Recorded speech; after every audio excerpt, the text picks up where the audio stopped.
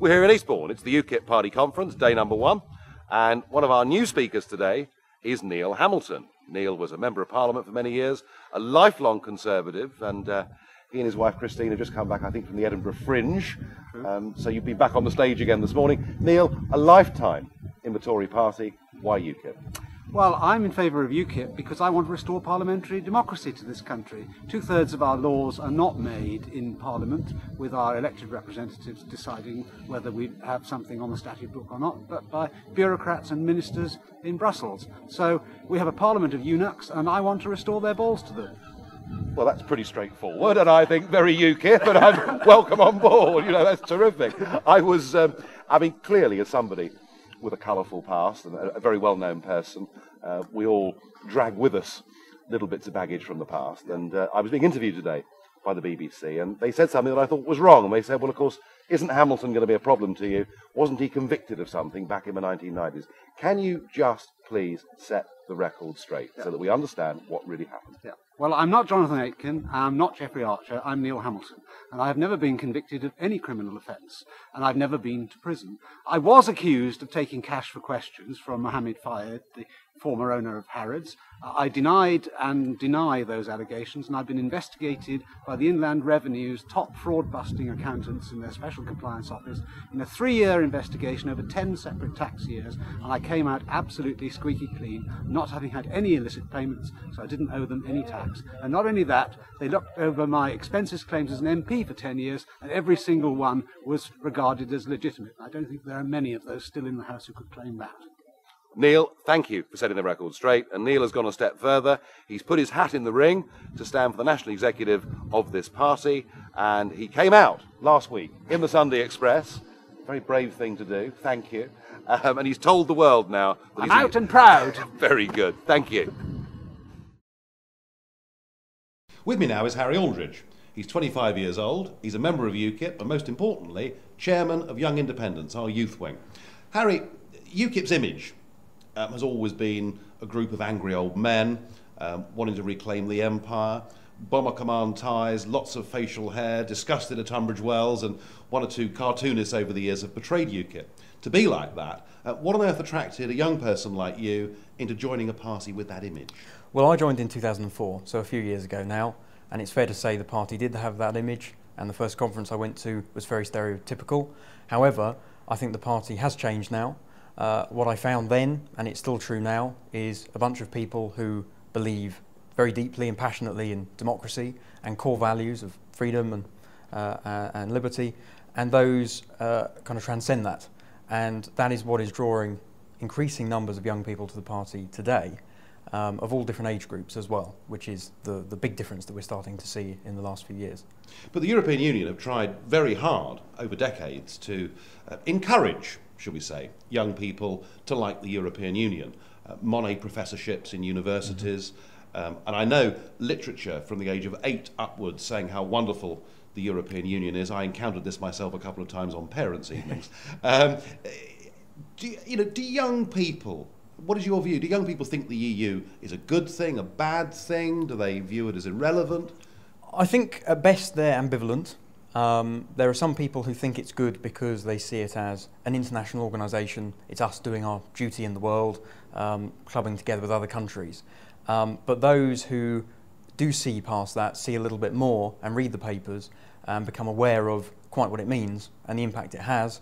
And when there are issues in the news, whether it's things such as votes for prisoners or whether it's regulation on employment and so on, it does start to affect them, and they become aware of it and they don't like it.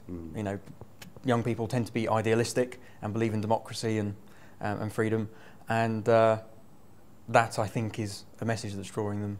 Yeah, I think the democracy point is possibly very strong because one of the things, we haven't had a referendum on this question since way before you were born. Indeed. It's 1900 and frozen to death when your parents' generation said yes to staying part of a common market. But generally, if I look at the figures, something like 60% of the under-30s did not vote in the last general election. Does UKIP have anything to offer young people? Absolutely, absolutely.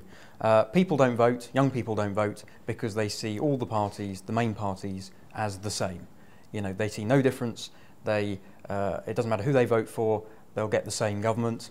They don't see any point in voting because it doesn't change the outcome of anything. They voted Liberal Democrat in the last election, and look what happens. Yeah. You know, they get betrayed again. So they don't see any point. And I think what we offer is a genuine alternative. We are now established as the fourth party in this country, and we have young people joining us who are not defecting from other parties. For the first time, they're joining us, and they've made a choice that this is the party they want to belong to. Because a lot of youngsters did vote for Clegg, didn't they? I mean, the Lib Dems have done very well with the young voter.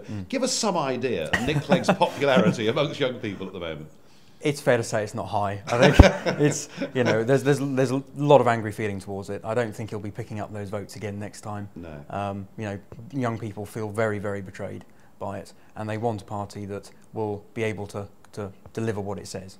And is there any evidence, I mean, we talk about the UK here, but thinking in a broader European context, is there any evidence across the rest of Europe that young people are turning towards parties such as UKIP? Oh, absolutely. I've been in touch in the last couple of months with youth Eurosceptic organisations in Iceland and Norway, and there are some in Switzerland now that we're getting in touch with who are looking to build a pan-European movement of young Eurosceptics and bring them together under one roof. So I think it is starting to spread. Obviously, we in UKIP here are kind of leading the way in this as the most prominent organisation leading it, and I hope we continue to do so. So you're chairman of the Youth Wing. What are your plans for the Youth Wing from here? Well, we're growing very rapidly. In the last couple of months, we've already increased our membership quite substantially. We are now seeing massive growth in the 14 to 16-year age group, as well as the sort of 20-year-old university age group. But what I want to see why I become is a campaigning organisation, helping the party on the streets, getting into the universities, pushing out a message on a full domestic front, not just the European issue, make us entirely relevant to people's lives as the fourth party in British politics, pushing the democracy and liberty angle, and saying that government is too big, it does too much, we need it out of our lives, we need to be left on to get on, run our lives, run our businesses, you know. It's a libertarian message, isn't it? Absolutely. And that's what is missing. That's what's missing from the establishment parties today. And that is what we're attracting young members with. Right. Well, there you are, you see. An active, thriving, growing youth wing in UKIP. And I very much hope that Harry and his colleagues will challenge my position before too long. And by the way, if you did serve in Bomber Command and you're a UKIP supporter, we're not insulting you in any way at all, but you too, I'm sure, are delighted to see we've got young, vibrant people getting involved with this party. And finally, it's that time again, Mug of the Month. There is no competition whatsoever. We tonight have a charity auction, and people have put up prizes. They put up Wimbledon tickets and paintings and big boxes of chocolates and all sorts of things. And one of our members put up an antique lion skin to be auctioned to raise funds for the party. Lion Aid, a charity based in Kent, funded goodness knows by whom, have sent press releases out all over the country decrying UKIP for selling an antique lion skin. I presume they think we should strip out the Natural History Museum, we should strip out Darwin's collection of finches, I presume every stately home in Britain should have the antlers removed. They win. Mug of the Month. But please, keep your suggestions coming in. Show me idiocy. Show me stupidity. Send it to this email.